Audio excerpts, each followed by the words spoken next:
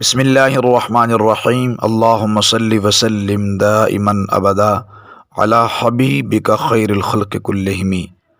اگر وضو کے دوران ناک میں پانی چڑھاتے وقت پانی دماغ میں چلا جائے تو روزہ ٹوٹ جائے گا یا نہیں؟ روزے کی حالت میں وضو کرتے وقت یا غسل کرتے وقت اس حوالے سے بڑی احتیاط کی ضرورت ہوتی ہے۔ یہ بات ذہن نشین فرما لیں، بعض لوگ احتیاط نہیں کرتے جس کی وجہ سے ان کا روزہ فاسد ہو جاتا ہے، ان کا روزہ ٹوٹ جاتا ہے۔ یعنی وضو کے دوران کلی کرتے وقت یا ناک میں پانی چڑھاتے ہوئے، اسی طرح غسل کے دوران کلی کرتے ہوئے اور ناک میں پانی چڑھاتے ہوئے مکمل احتیاط کی ضرورت ہوتی ہے۔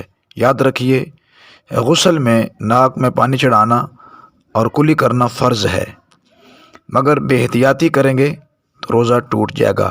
کہیں غلطی سے بھی پانی حلق سے نیچے نہ اترے اور ناک کی ہڈی تک پانی پہنچاتے وقت پانی دماغ کی طرف نہ چڑھ جائے۔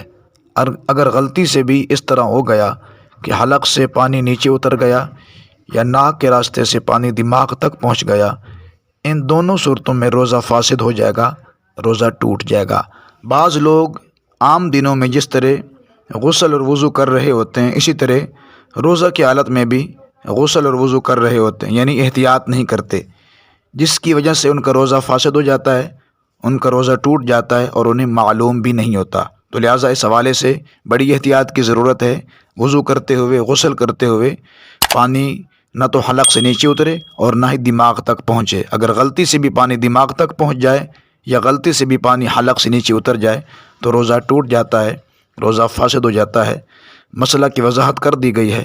امید ہے آپ کو میری بات سمجھ آ گئی ہوگی۔